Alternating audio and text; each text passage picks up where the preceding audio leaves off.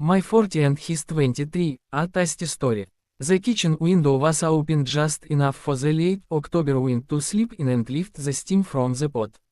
I stood at the stove in my old blue robe, stirring mushroom soup the way my mother taught slow circles, no hurry, let the flowers wake up on their own. 40 years old, the number sat on my tongue like an overcooked piece of meat, too impossible to swallow gracefully. My name is Olga Sergeyevna Valkova. I teach literature to teenagers who would rather be anywhere else, come home to an apartment that smells of books and solitude, and cook. Cooking is the only place where time still listens to I can make a single carrot last 20 minutes if I peel it slowly enough. That evening the soup was rich, almost black from the wild mushrooms it bought at the market that morning. I tasted it, closed my eyes, added a pinch more salt. Perfect. Too perfect for one person. I filled 2 bowls anyway. One for one for the windowsill, where it would cool and wait for nobody.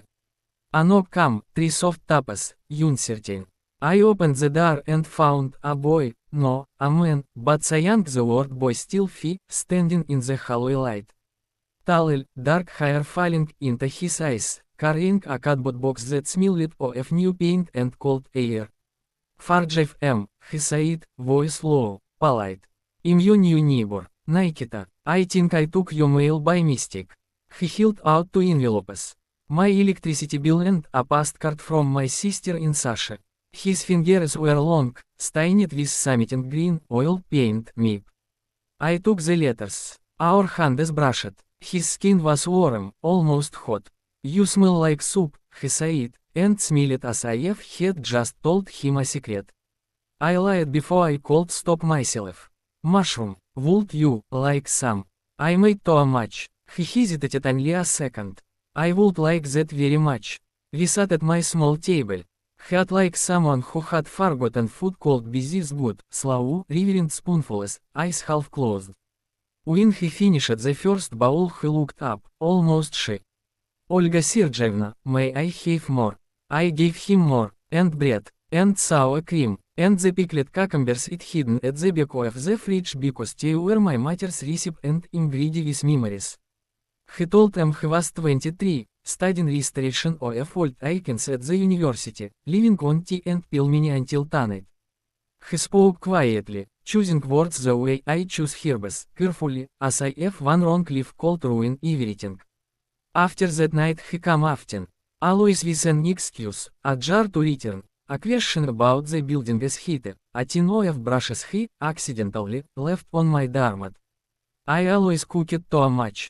Winter arrived softly, snow peeling against the windows like sugar.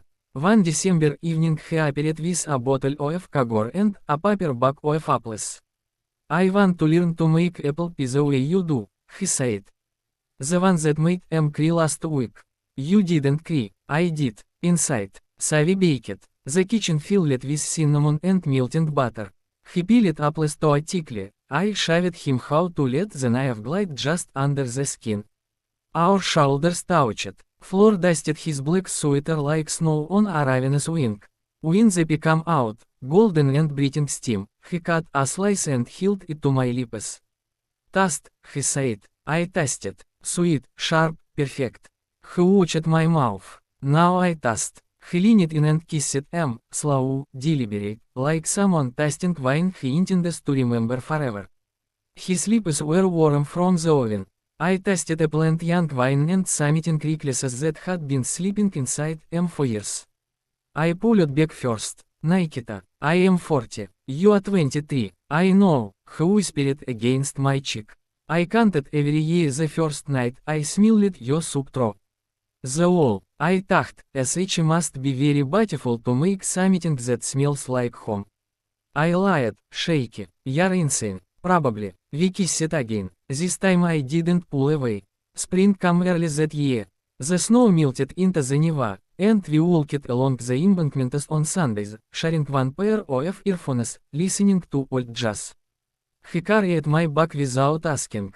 I let him. People stared sometimes. I saw them, the raised eyebrows, the quick glances at his young face and my not young one. I waited for shame to arrive.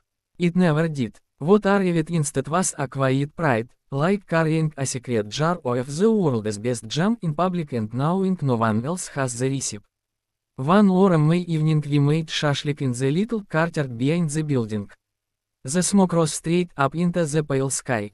Children ran past. An old babushka nodded approval at the smell.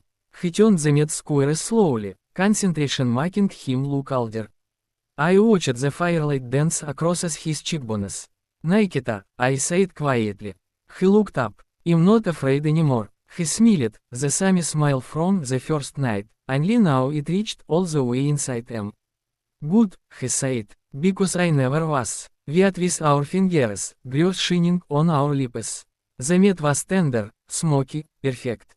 When we finished he licked a drop of sauce from the corner of my mouth, casual and possessive at honest. Later, in my kitchen, our kitchen now, he stood behind him at the sink, arms around my waist, chin on my shoulder while I washed the last plate. The water was warm, so was he. Olga, he murmured into my ear. I'm hungry again. I turned off the tap, dried my hands, and led him to bed. Outside, St. Petersburg kept breathing it salt, slow breath. Inside, we learned that 40 and 23 are just numbers, spices, really. You measure them carefully, add love, and wait. The dish that comes out is always delicious. Word count, 1147.